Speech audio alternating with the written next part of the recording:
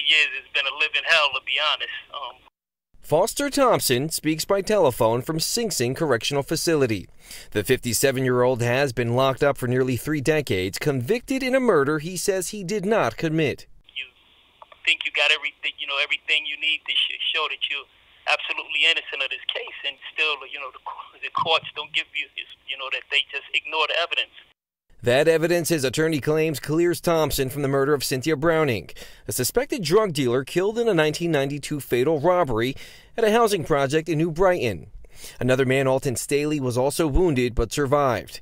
After 2 missed trials, a jury ultimately convicted Thompson of murder. He was sentenced to life in prison. Decades later, a videotaped confession of the purported killer, not released to the public until now, has the potential to change everything. He took out a revolver and he handed it to me, and he had one in his hand. This is probably one of the strongest post-judgment conviction motions that I've seen, minus DNA.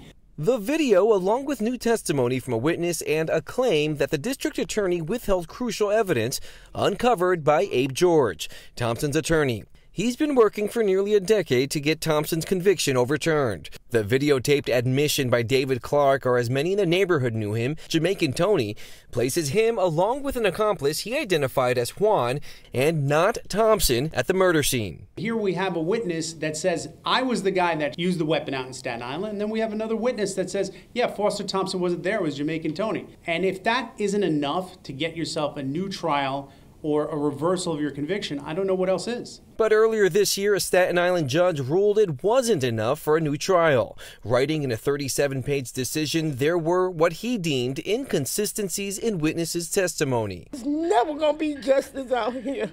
Never, ever. When he said that, that he had denied the motion, I literally took all the air out of me. I thought I was suffocating. You can't just say that when the witness comes forward and says something contradictory to what was said at trial, that's inconsistent. Overturning a conviction in New York City at one point was an unimaginable feat, but in recent years, it's happened. In Brooklyn alone, 28 people have been exonerated, largely due to the Conviction Review Unit in the Brooklyn District Attorney's Office. Here on Staten Island, while funding does exist for a unit, critics say it hasn't done much of anything. If you don't have a wrongful conviction unit, that means that you're starting with the premise that all of our convictions have integrity. We didn't make a mistake in the past. And I think that if you look at what happened in this city in the 90s, it was quite possible that convictions throughout the boroughs, there was a rush to judgment. In a statement to Pix 11, the Richmond County District Attorney's Office says it takes every allegation of a wrongful conviction seriously. In the case of Foster Thompson, a thorough review was conducted and their office found no credible evidence to set aside the jury's verdict and overturn a conviction. As for the office's Conviction Integrity Review Unit, which was established just last year, COVID-19 related budget cuts will result in its closure at the end of the year. A spokesperson tells Pix 11, despite that, the DA's office will continue to dedicate resources to investigating allegations of wrongful convictions. This week, Thompson's legal team filed one last request to a federal court, asking it to take a second look at their post-judgment motion, as they believe their client's constitutional rights were violated.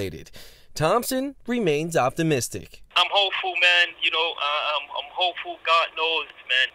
Yeah, this guy's innocent, man. I'm Andrew Ramos, Pix 11 News.